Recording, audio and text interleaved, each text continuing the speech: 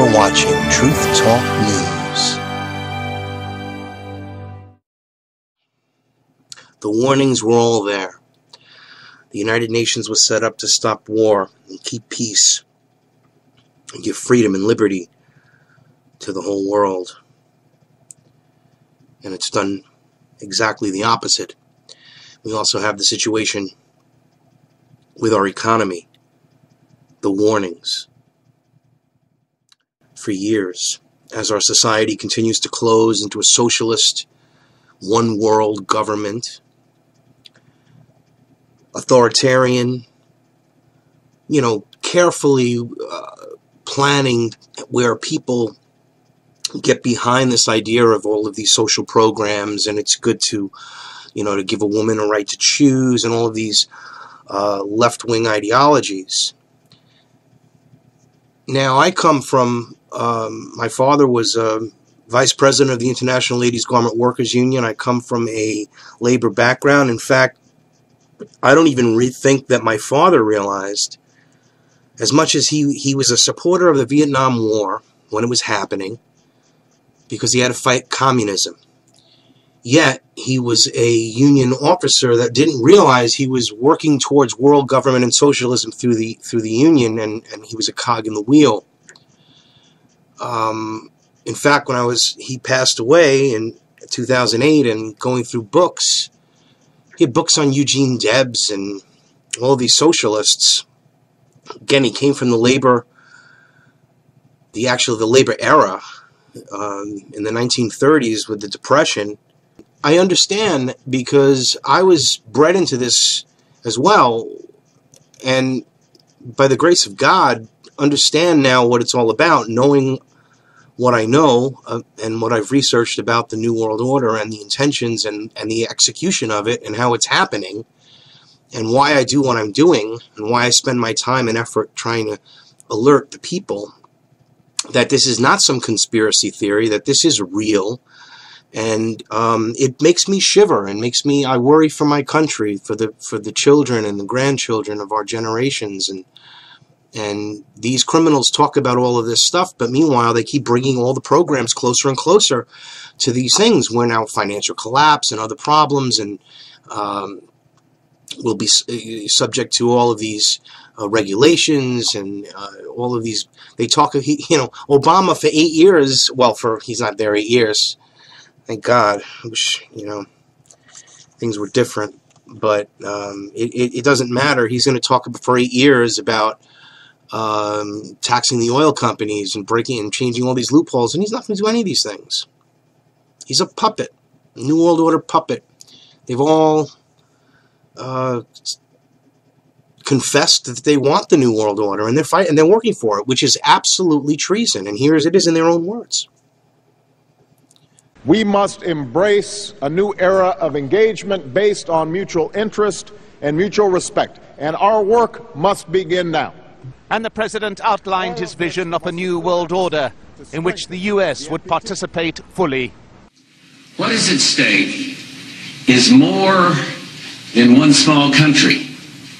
It is a big idea, a new world order, where diverse nations are drawn together in common cause to achieve the universal aspirations of mankind: peace and security, freedom, and the rule of law. Republican and Democratic presidents alike, from Harry Truman to George Bush, stood for freedom and stood for certain propositions that would make America strong and healthy and grow the middle class and shrink poverty and stand against communism. And after 1989, President Bush said, and it was a phrase that I often use myself, that we needed a new world order. I think its task will be to develop an overall strategy for America in this period when really a new world order can be created. It's a great opportunity. It isn't just a crisis. This is treason. It's against the sovereignty of the United States. Obama's taking orders from NATO. And then we have this whole crazy thing, like cutting $85 billion is going to, the sky is going to fall. Eric Holder, of all people, says the country is less safe because of across-the-board spending cuts that go into effect today, well, which was the other day, and whose claim the administration had been fear-mongering about cuts simply don't have the facts straight. Yeah, well, I guess we need to cut a lot more, to be honest. We're facing this austerity situation. America faces up an uncertain future, increasing partisan infighting, which is the constant in politics, is set to a deadline of $85 billion in budget cuts, and they're freaking out over this small little thing, and it's just unbelievable.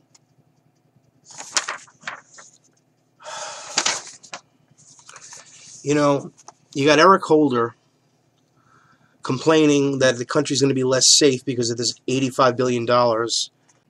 What about Fast and Furious, Mr. Holder?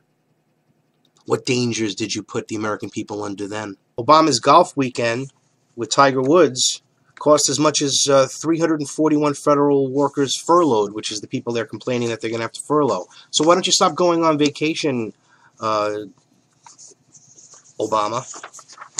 Unbelievable.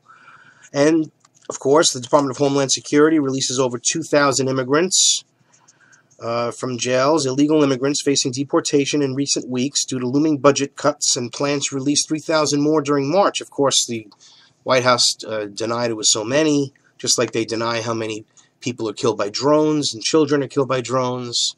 It eclipses, far eclipses the tragedy in Newtown, Connecticut, the horrors with these drones and what we're doing to children. Our government. Okay? That's a fact.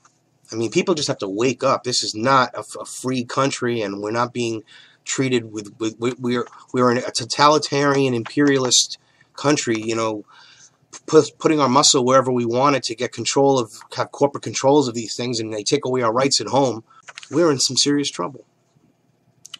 So it's all this increasing the influx of immigrants into our economy, continuing to put strains on our resources and our tax burden, and keep us in this position that we're in. And we have to change this. This has to change. We need fundamental change, like Robbie Wells.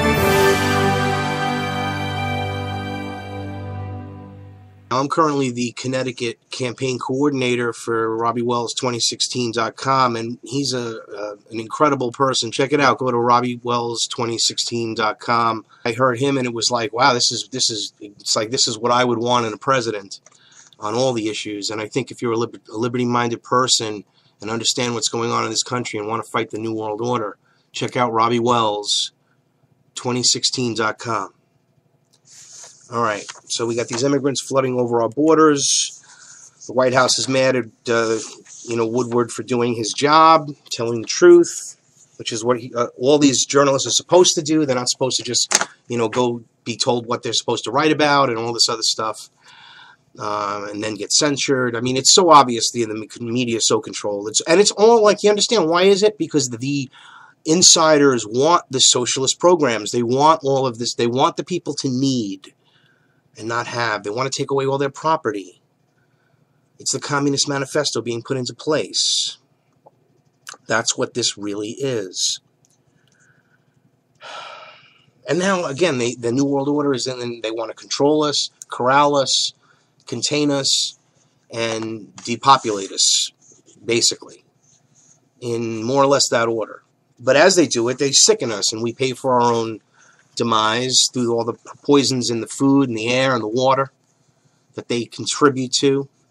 They regulate their competition, and they have nothing to do with it. It's like you're regulating the competition, and so your business doesn't get any problems because you're regulating the others.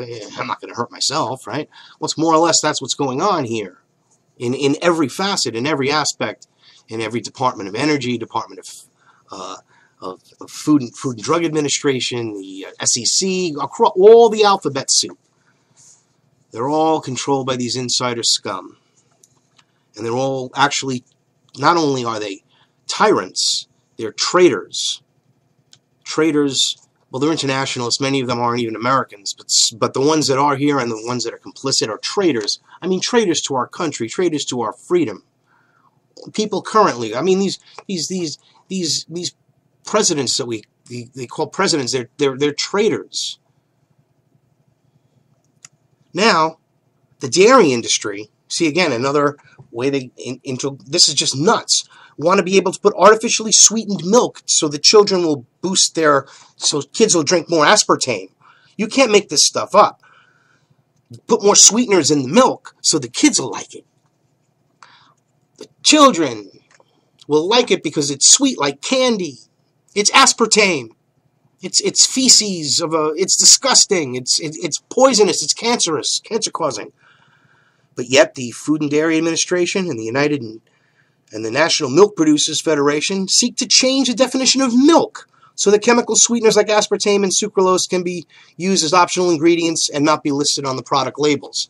I mean, we are out of control here, ladies and gentlemen. It's getting into this like Soylent Green. The search for the secret of Soylent Green.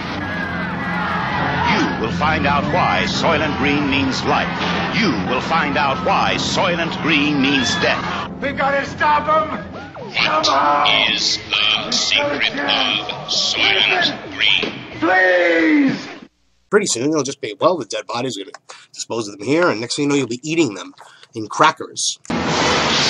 Charlton Heston, Edward G. Robinson, Chuck Connors, Lee Taylor Young, Brock Peters, Paula Kelly, and Joseph Cotton fight for survival and try to solve the most bizarre riddle ever to face mankind.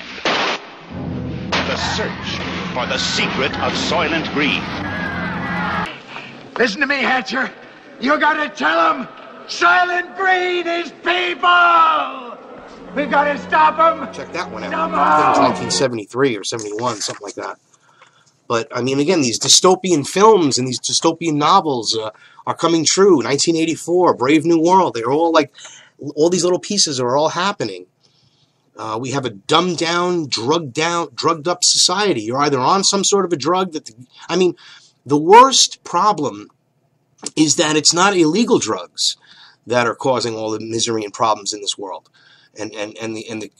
It's far outweighed. That's a problem, but it's far outweighed by the pharmacological addictions to these big pharma drugs. And you know, and the emphasis is on the wrong thing. And the same thing with suicide, and the same thing with these mass murders, and the same thing with these people doing crazy things like here in Connecticut. I couldn't believe it.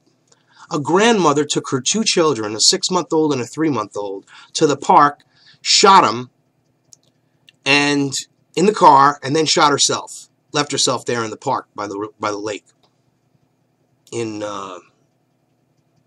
Stonington, what led a Connecticut. grandmother to kill her 2 young grandsons and then take her own life? Yeah, police are still investigating, trying to answer that question. Tonight, many people asking why. Family telling police the grandmother was bipolar and had mental health problems. I mean, this is just out of control. And I'm sure, of course, she was depressed and she was probably on drugs. But it's not the drugs. She wasn't on the right combination. Her mental, you know, she stopped taking her drugs. They're going to give you a million excuses. But they're all lies. Seek the truth and ye shall find it. I'm Howard Nima. Thank you for watching Truth Talk News.